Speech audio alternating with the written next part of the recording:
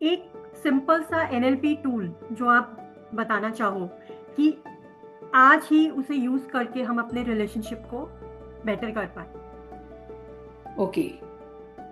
इसमें आप हम ना चीज़ों को ना बहुत ब्रॉडर एस्पेक्ट में देखते हैं। कैसे? एनएलपी एनएलपी एक माइंड की टेक्निक है, न्यूरो लिंग्विस्टिक प्रोग्रामिंग। मतलब हम जो भी चीज़ बोल रहे हैं, सुन रहे हैं, देख रहे हैं, उसका हम क्या मीनिंग निकाल रहे हैं।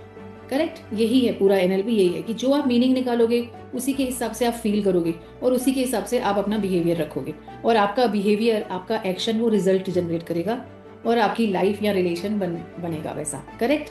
True true. इतना तो हम एनएलपी का समझते हैं कि इट्स ऑल अबाउट मीनिंग। हम मीनिंग मेकिंग मशीन हम हैं। तो आपको जो भी इमोशन फील हो रहा है, व्हाट इज इमोशन?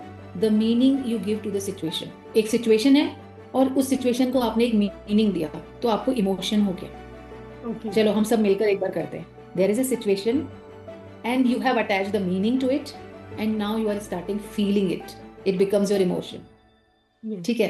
तो जो इमोशन है, आपने जैसे मुझे कहा कि एनएलपी का एक टूल दो, तो हम तो इमोशनल बीइंग है, और हमारा एनवायरनमेंट जो है वो ट्रिगरिंग मशीन है। हमें कोई ना कोई इमोशन देता रहता है एनवायरनमेंट। हर जगह ट्रिगर है हमारे पास, अच्छे या बुरे, बट ट्रिगर है। इसलिए तो हम अकेले नहीं रह पाते ना, बिल्कुल बिल्कुल। क्योंकि एनवायरनमेंट में जब हम नहीं रहेंगे तो ट्रिगर ही नहीं होगा, कोई इमोशन ही नहीं होगा।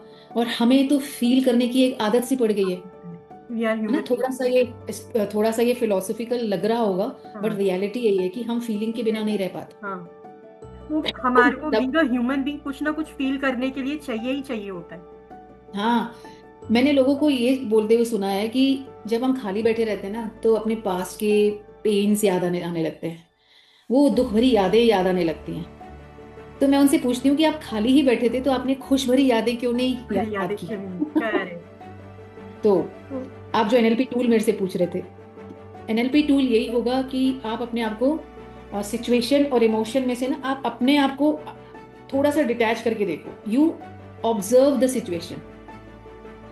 कि जब हम कहते हैं ना कि मैं गुस्से में हूं, मैं गुस्से में हूं, आप गुस्से में नहीं हो, आप गुस्से को एक्सपीरियंस कर रहे हो।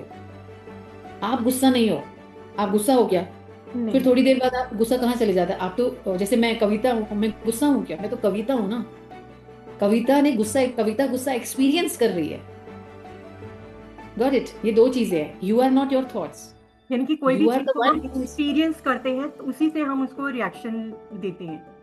हाँ, तो हमारे अंदर दो फैकल्टीज हैं, दो चीजें होती हैं, दो प्रोसेसेस होती हैं। एक होता है एक्सपीरियंसर, जो एक्सपीरियंस करता है मुझे गुस्सा फील हो रहा है। ठीक है? और एक होता है ऑब्जर्वर, जो देख रहा होता है कि गुस्सा फील हो रहा है। तो मैं खुद को देख सकती हूँ ना, अच्छा मैं गुस्सा कर रही हूँ, मैं गुस्से को एक्सपीरियंस कर रही हूँ, मैं गुस्सा थोड़ी ना हूँ।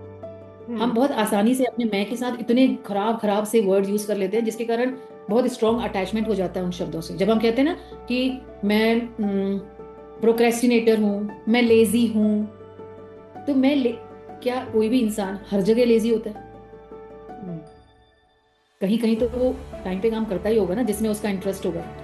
ये टैग लगाते हैं ना, इसको टैगिंग या लेबलिंग बोलते हैं। तो ये जो गुस्सा भी एक टैगिंग और लेबलिंग है, फियर भी एक टैगिंग और लेबलिंग है।